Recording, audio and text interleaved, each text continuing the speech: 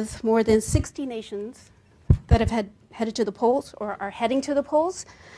Among these, India held the largest election in history from April to June with 950 million voters who participated over 7 phases to elect their new government.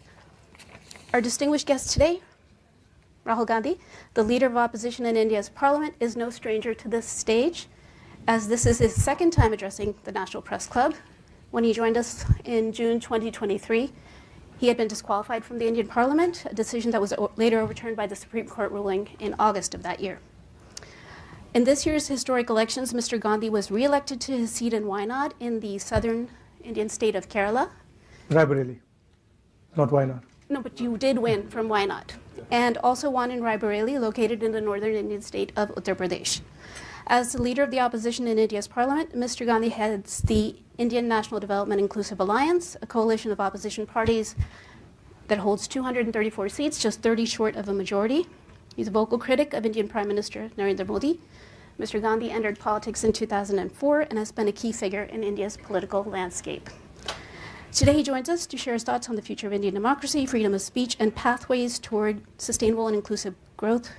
Please join me in giving a warm National Press Club welcome to Mr. Rahul Gandhi. Thank you.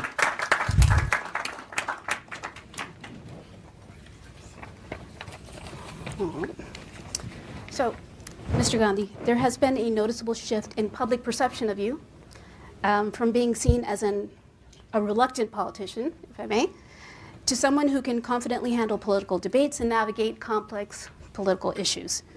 With the resurgence of Congress in the northern Indian state of Uttar Pradesh and a more open approach to working with regional parties, how do you view your personal and political transformation, and what factors have contributed to this change?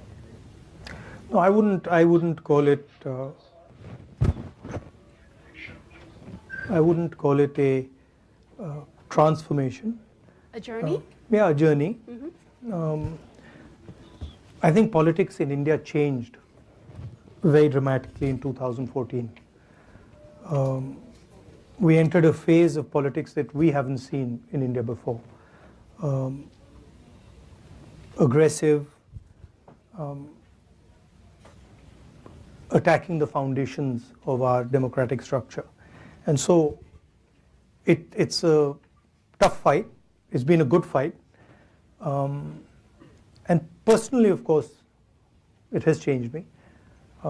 I wouldn't have ever imagined, before 2014, if you had come to me and said, look, you walk across from Kanyakumari to Kashmir, I would have just laughed at you. And I would have said, that's ridiculous. Mm-hmm. But that was the only way left for the opposition in our country. Media was suppressed, institutions were controlled, agencies were attacking the opposition, governments were being overthrown. And we found that literally the only way was to go directly to the people of India. Okay. And that certainly changed me in fundamental ways. Right. So you've done 2 marches across India. One was the Bharat Jodo Yatra, and the other one was the Nyaya Yatra? So no, one march. One march, yeah. Okay. But one was on foot. One was on foot. And the other was by car. So one went from South India all the way to Kashmir. Mm-hmm. That was by foot. That was 4,000 kilometers. And the other one was from Manipur, which, as you know, is burning, to Maharashtra. Right. You've already sort of answered this, but I still want to ask, what inspired you to take these journeys? Well, at one level, we were forced politically to take, because all the instruments that normally work in a democracy, they just were not working. And, the media was not working, the courts were not working, nothing was working. And so we said, okay, let's go direct. And we went, and it worked. It worked beautifully. That was at the political level and at my work level. But as at the individual, private level, I always wanted to do it. I always wanted, since I was small, since I was young, I always had this idea that I must, at some point in my life, walk across my country and see what it's about. Well, what an experience. And what a marvelous thing to do. So as leader of the opposition in the Lok Sabha, how do you perceive your role evolving compared to your previous responsibilities? And what new challenges or opportunities do you foresee in this position? I mean, it's an extension of what I did earlier. There's an ideological war taking place in India between the Congress and our partners and the BJP and the RSS. They are two completely different visions of India. We believe in a plural vision, a vision where everybody has a right to thrive. All imaginations are free to roam. An India where you're not persecuted because of what religion you believe in or what community you come from or which language you speak, versus a much harsher, centralizing vision. And so that's the landscape. And then, you know, we fight on that landscape, defend India's institutions, defend the weaker sections in India, defend the lower castes, defend the tribals, minorities, defend poor people. And after the yatra, I feel try to become the voice of as many people as you can. You know, so for that you have to go and understand what's going on. You have to go deep into sort of the agricultural world, the conflicts that are taking place there, into the financial system, into the tax system. So you have to, in a sense, go deep into it, talk to people, and then understand deeply what they're saying, and then transmit it. Right. So and at a broader level, provide a vision, India Alliance vision for the country, which is obviously going to be fundamentally different than the centralizing, monopolized vision that the BJP is presenting. Okay, so you touched upon a couple of points. You just mentioned finance and the tax system. You spoke this morning that 17 secretaries take all financial decisions to run the country. No, 70. 70, okay. I'm sorry, 70. Apparently, only 3 of them are Dalits and only 1 is a member of the minority. Now, all of them are... Well, you've got the numbers wrong, but... Okay. But this is from the audience. Let's put it that 90% of India is either tribal, lower caste, or Dalit, right, or minority. And their participation in the governance of the country, in the various institutions of the country, in the media of the country is lacking. And so what we propose is a survey to make transparent the reality of how power is shared in India. The Caste Census. The Caste Census. Okay. But just to stay on the same topic, all the secretaries are from the administrative service, correct? Now, the US Treasury has economists, the UK Treasury recruits people separately with expertise in economic policy making. But the Indian Finance Ministry is the domain of IAS officers, of which very few understand finance. Will you professionalize the Finance Ministry, liberate it from IAS officers who criticize it, and appoint a Dalit scholar like B.R. Ambedkar as No, I think that, look, the problem is much broader than that, okay?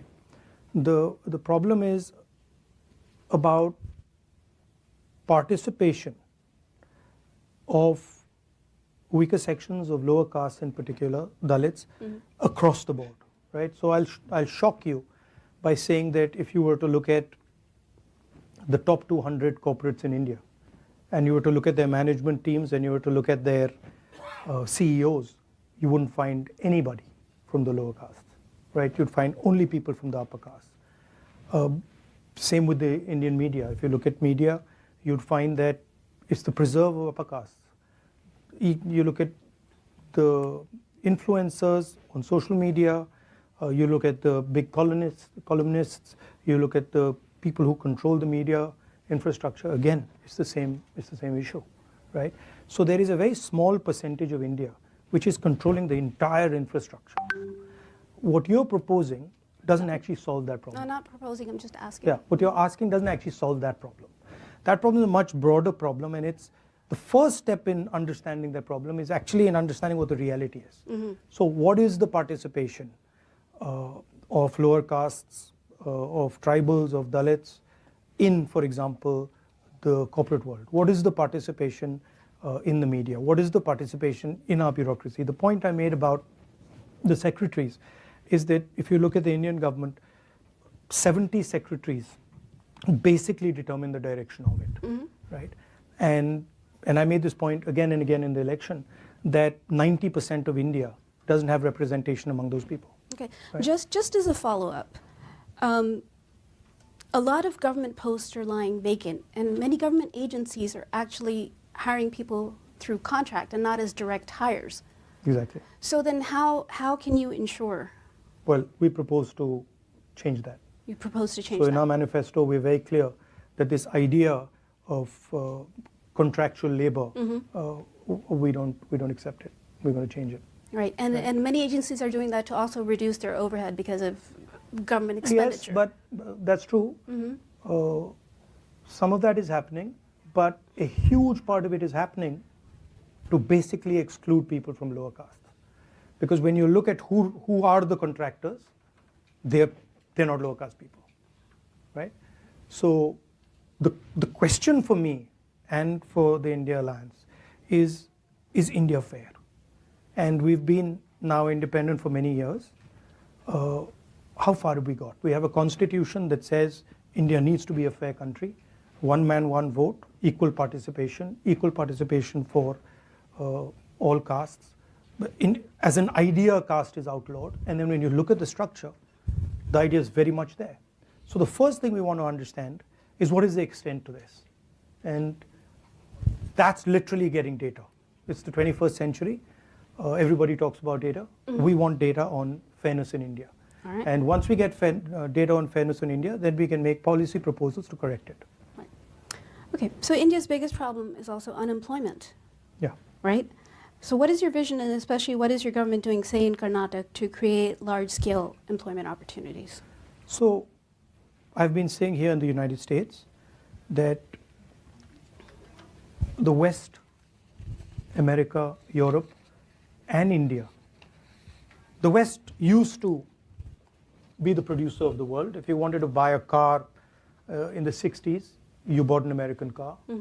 You wanted to buy a washing machine, you wanted to buy a refrigerator, you bought an American refrigerator, you bought an American washing machine, American television.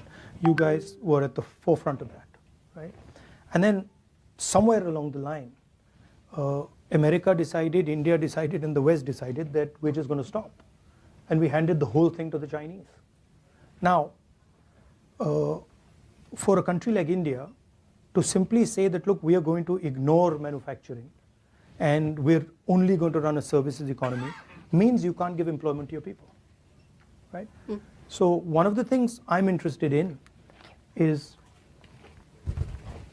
thinking about the act of production, also called manufacturing. Today, if you look at what most American companies do, look at what most Indian companies, most European countries do, they organize consumption. Uber organizes consumption. Organizing consumption is easy. Organizing production is a completely different ballgame, much more complicated. You have to deal with things when you organize production that you simply don't have to deal with when you organize consumption. So to me, there's a huge opportunity for India and the United States to regain that ability to produce, right? And we don't want to do it like the Chinese are doing it. We don't want to do it in an environment which is non-democratic, which is not liberal. So the real question for the 21st century, the Chinese have placed a production vision on the table. It's a non-democratic production vision. Can the United States and India answer that by placing a vision for production in a democratic, free society? Okay. And I think that's where a lot of answers lie. All right. Now, to complete, we have a government in Karnataka, we have a government in Telangana, and what we're doing is there are multiple different areas, each area in India has its own speciality of production, right? If you go to pretty much any district, Bellary in Karnataka has a very deep textile industry which has been destroyed. So we are looking at these pockets of excellence and then trying to bring modern technology, financial support to build them. So the vision would be more of a decentralized production system. Unlike China, which is huge factories, we would be thinking about small, medium businesses and embedding modern technology into that. We're testing some of these ideas in Karnataka and Telangana. Right, and then you'll roll it out to... That's generally how we operate. Okay. All right, so while we touched upon India and the U.S., the India-U.S. nuclear deal led by Prime Minister Manmohan Singh was a landmark step in India-U.S. bilateral relations. What do you see as the long-term prospects for India-U.S. relations, especially in terms of strategic partnerships? You've touched upon it a little bit, but if you could elaborate. So there are two elements. The first is the defense cooperation, which is important, and I think we do a good job there. But then the second is what I touched on just now, which is China has placed in front of us a vision for production and prosperity in a non-democratic environment, right? What is our response? Are we simply going to just sit there and say, okay, China can be the producer of the world and we're not going to do anything? Or do we have a response? What is our response to the Belt and Road, right? I don't see one. So to me, that's really where US and India cooperation needs to go. How can we provide a democratic vision of production, of manufacturing that actually works to the rest of the world? And I think both countries bring different things to the table. And I think there's a huge opportunity there. Okay.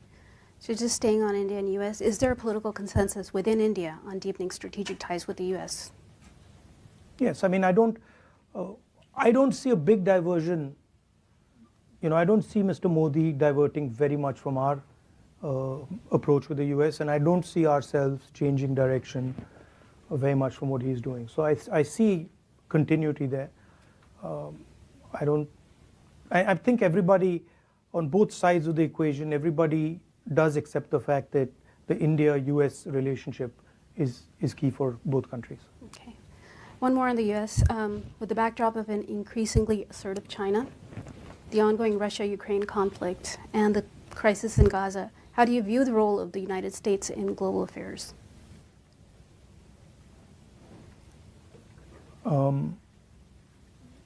I think you're a very powerful democracy. You believe in certain ideas on freedom, on democratic participation, and I think that's important for the world.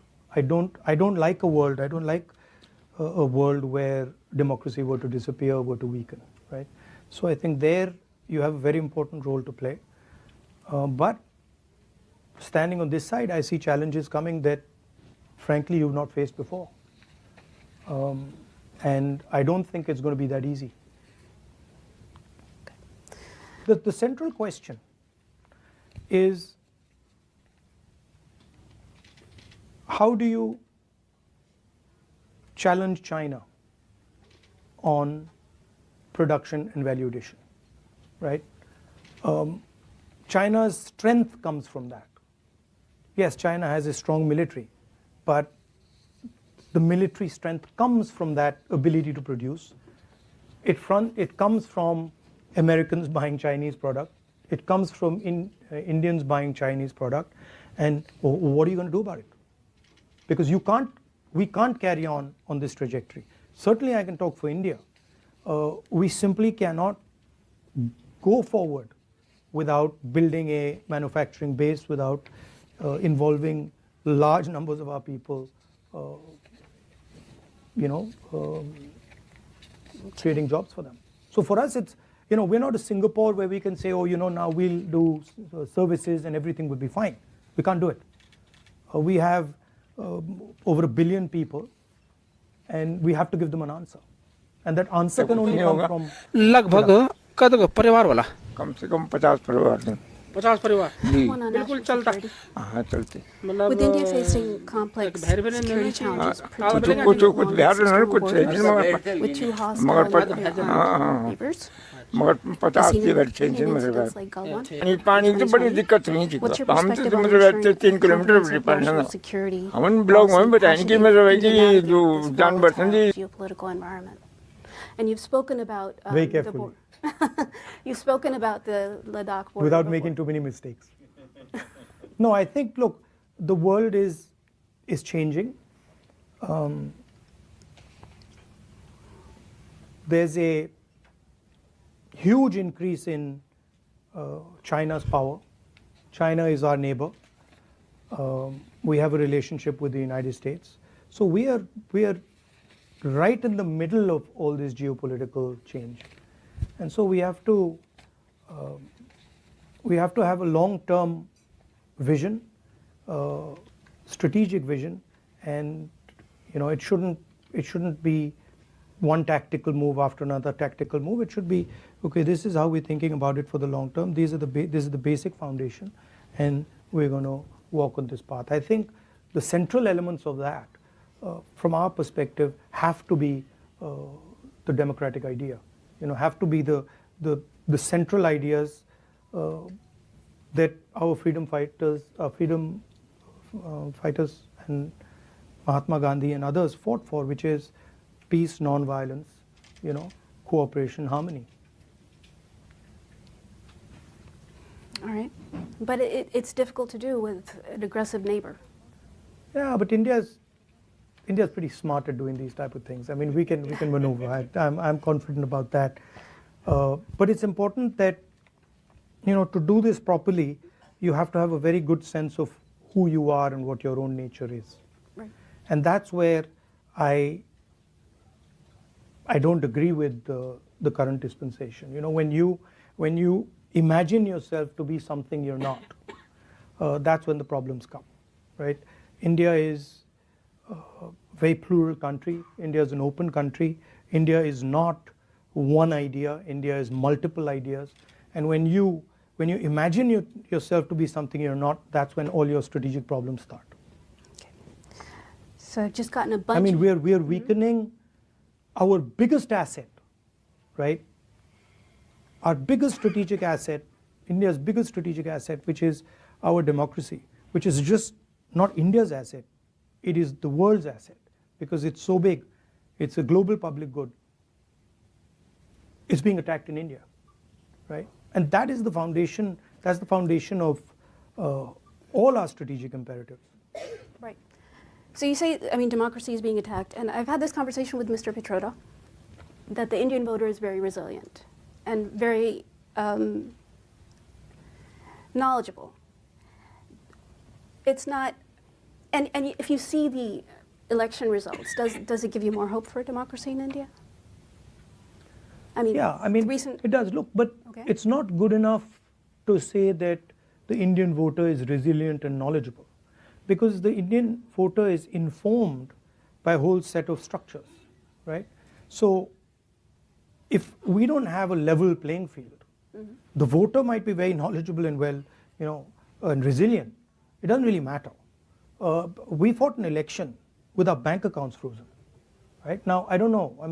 I don't know any democracy where that's happened. Maybe, that type of thing happens in Syria or used to happen in Iraq. But we literally sat during our election and spoke to our treasurer, and he says, well, we have no money, right?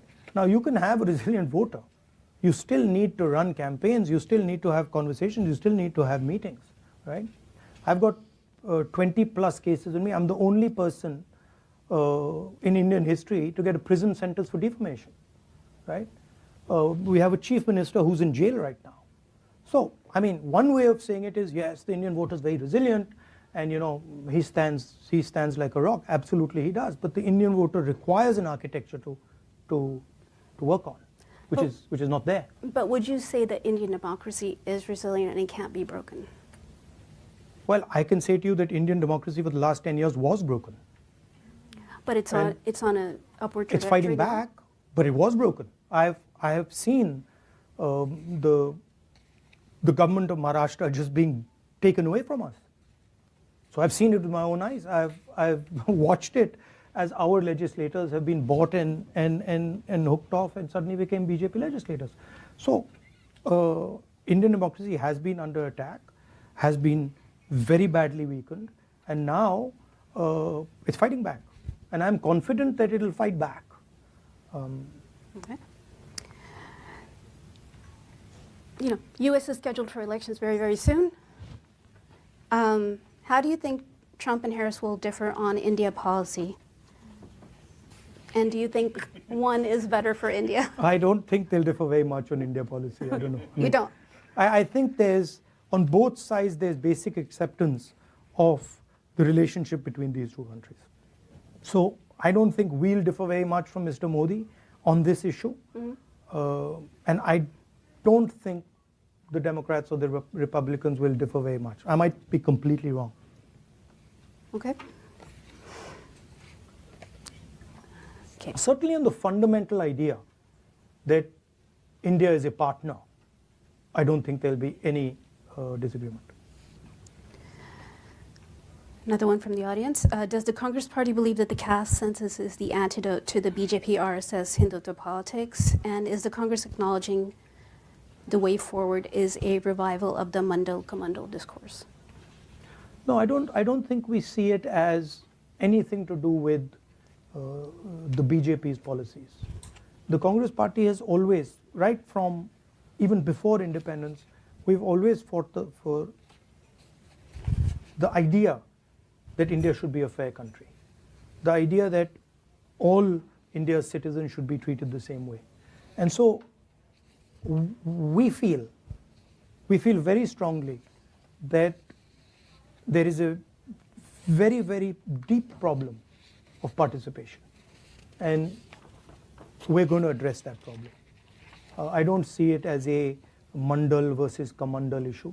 And what we're saying is different than the idea of only reservations. What we're saying is we want a comprehensive understanding first of what's going on, and then we're going to apply a series of policies to correct it, reservation being one of them. Right. We've also said that we're going to, somebody misquoted me yesterday saying that I'm against reservations. I've been saying again and again and again, we're going to increase reservations beyond 50%, and I'm not against reservations. But do you think they should be economic based? Our caste is a central issue in India. It's a fundamental issue in India. So the question, look, I don't think the idea of untouchability exists anywhere else, right? Untouchability is way beyond an economic idea. It is, you simply cannot be touched, right? So I don't think it's only an economic idea. I think it's discrimination on many, many, many different axes. Okay. So your grandmother, Indira Gandhi, was instrumental in the liberation of Bangladesh, and Manmohan Singh government also had good relations with former Prime Minister Sheikh Hasina. What's your perspective on the newly formed interim government in Bangladesh, and how do you see India's relationship with Bangladesh evolving? Do you think it should be party-oriented or people-oriented? I mean, we have a old relationship with the people of Bangladesh, and you're right. My grandmother was deeply involved with the creation of Bangladesh. I think there are concerns in India about extremist elements in Bangladesh, and we share some of those concerns. However, I'm confident that things will stabilize in Bangladesh, and that we would be able to have a relationship with the current government or any other government after that. So in your meetings on Capitol Hill with lawmakers, was Bangladesh a focus of your discussions, particularly the attacks on minorities? We raised it. we raised it, and they also spoke to us. Look, we are against any type of violence, and we want it to stop. And it's the responsibility, frankly, of the Bangladeshi government to stop it as soon as possible. And from our side, it's the responsibility of our government to put pressure so that that violence stops. Some observers say the U.S. should exert more pressure on Prime Minister Modi, but others say external pressure makes little difference. What is your view, and what do you think the U.S. posture should be toward India today? Pressure on what? On Mr. Modi? About what? About whatever the criticisms are against What are they? You know better. No, I'm asking. I don't. What are the criticisms?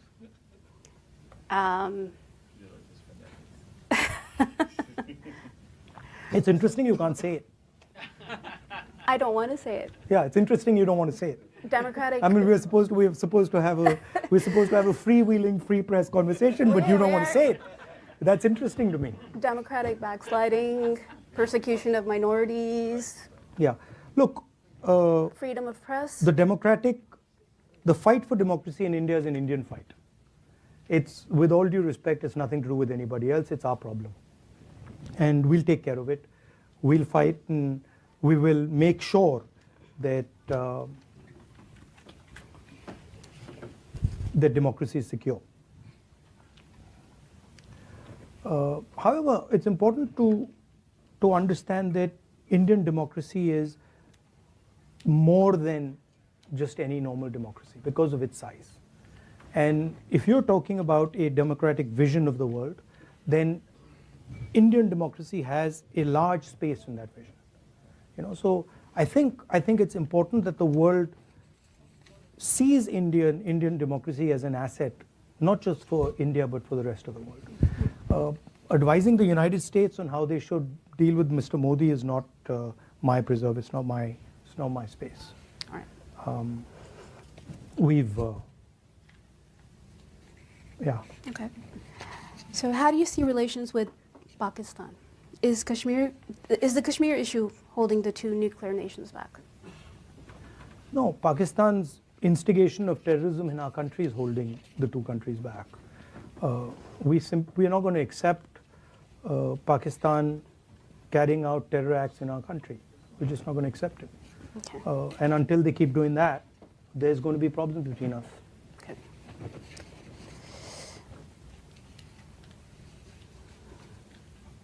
All right. I have a question from the audience, and they've requested कि आप हिंदी में जवाब दीजिए. ठीक है. ठीक है.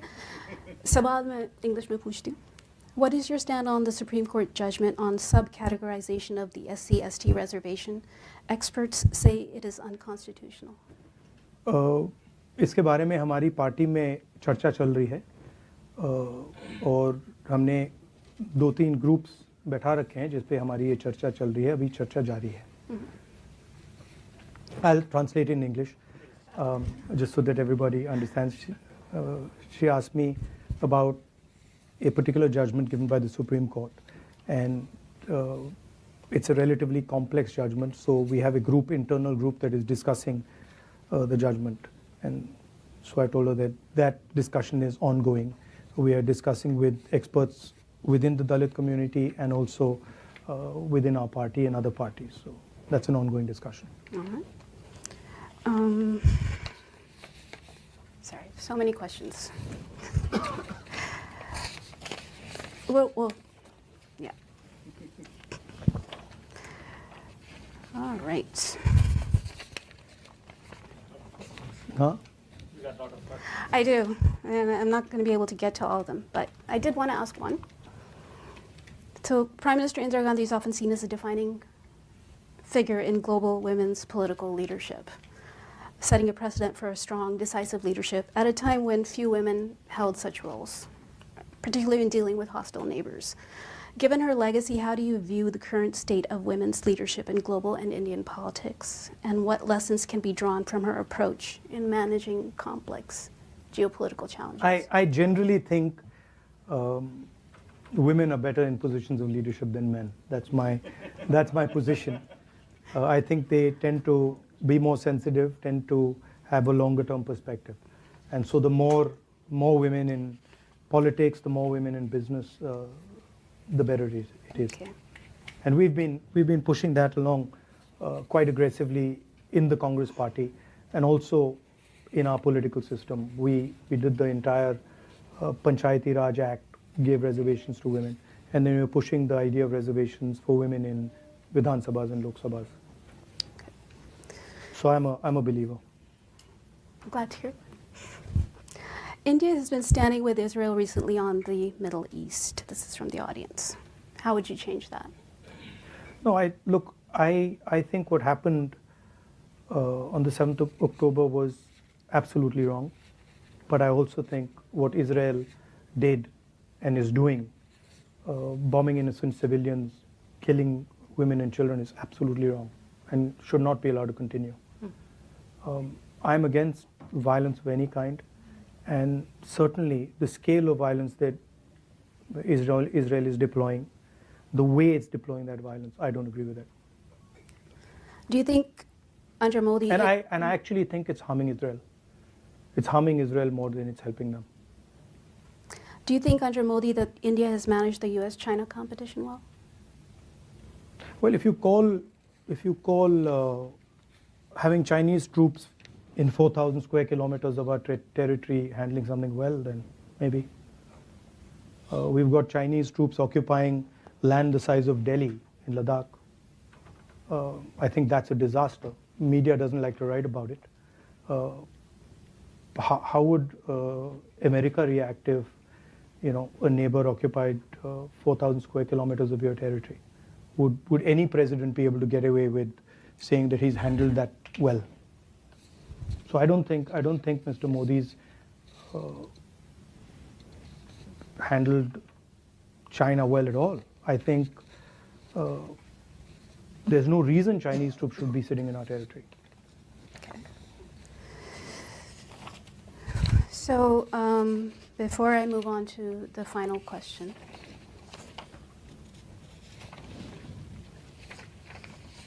I did want to take a moment.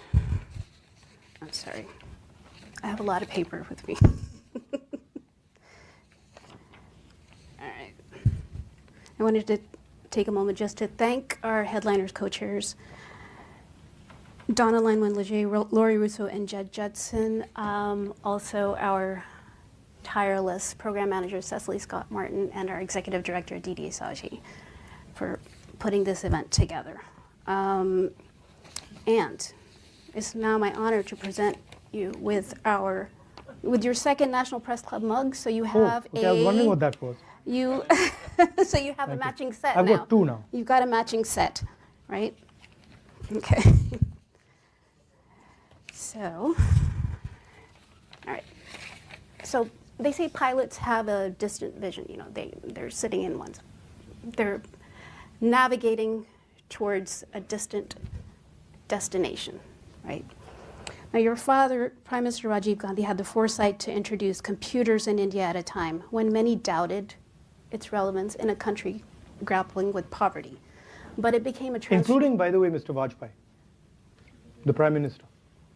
Yet it became a transformative leap for the nation. And India today is an IT powerhouse and a leading provider of IT services to the world because of Rajiv Gandhi's foresight, right? So you also have a pilot's license, right? Yeah. Okay. As a trained pilot with a visionary outlook. I got in the United States. As a trained pilot with a visionary outlook, what's your long-term vision for India's future? And what innovative steps do you believe could catapult India forward in a similar manner as your father did with the computer revolution? Well, I think it's more than what is my vision, right? I think what is the vision of the Indian people? I think that's more important, and understanding that and bringing that together is more important. I have my views, but I think what India wants and what India thinks is where a vision should come out of. I really see a huge opportunity for India in rethinking how we produce in the 21st century in a democratic environment. And that would then include AI, it would include robotics, it would include drones, it would include pretty much everything. In order to do that, you would also need to build the infrastructure to do that. So it would include a whole set of things that would make India, in a sense, an alternative producer, an alternative to the Chinese way of doing things. That's one aspect of it, right? The other aspect of it is the fairness. I think there's huge energy locked in inside India, inside the social structure of India, and it's hidden. So India needs to start respecting the skills of its people, the skills of ordinary Indians. And we need to build a system that empowers them and links them to the banking system, provides them the technology to thrive. I think that for me is important. And the idea of caste, the idea of unfairness, the idea that you have two business people who control the entire Indian business system. The fact that you have, they own, Mr. Adani owns airports, ports, the agricultural system, silos, the defense industry, everything. This is causing a lot of damage to India's productivity. So thinking about these things and making India a fairer place. If you ask me how would you define success, if I could make India even slightly fairer, I would say I have been quite successful. And at another level where I think we've been successful already is fighting the idea of anger and hatred. The fact that our opposition, the RSS and the BJP, divide India, make one religion fight with another religion, spread hatred, spread anger, and providing an antidote to that. Introducing the word love into the conversation, which we did in the Bharat Jodo Yatra, and we did very successfully. I think that's a very powerful step. And so pushing that further, deepening that, ideas of respect, humility, affection for all religions, I think that is something that we're going to push. And it's worked. I mean, we can see even the effect on our Prime Minister was phenomenal. We were fighting the election and we were putting pressure on him, and we pulled out the Constitution. We used to earlier say that he's attacking the institutions, he's attacking the courts, he's attacking the media space, and somehow it was not connecting. And then one day we pulled out the Constitution, and in our speeches we started putting the Constitution, and then it just it connected immediately. And we then realized that Indian people are not going to allow their Constitution to be torn to pieces. And it was quite a beautiful thing, because as we went forward in this election, suddenly we were watching the Prime Minister and we could see that the pressure was beginning to tell. And then at some point he just said, I'm non-biological. I talk directly to God. And so the illusion was broken in a sense. Here's a Prime Minister of a modern country in the 21st century telling people that I speak to God. I'm different than everybody else. You are biological people. I'm a non-biological person, and I have a direct link to God. And that for us was game over. We knew that we had defeated the Prime Minister, right? And then the beautiful thing was, the first thing he did when he walked in to the Lok Sabha, and he was sworn in. He took the Constitution of India and he placed it in his head. So it was an interesting paradox. On one hand, he's destroying the Constitution, he's attacking the democratic structure, and then the Indian people have forced him to put it in his head. So that's India for you. That's Indian democracy for you. Yeah. Right. Well, Thank you. Mr. Gandhi, it's been a pleasure. Pandit Jawaharlal Nehru spoke at the press club, late Indira Gandhi and Rajiv Gandhi, and you've spoken here twice. Yeah. So thank you. Always Thank a pleasure you. to have you Thank here. you. Thank you very much.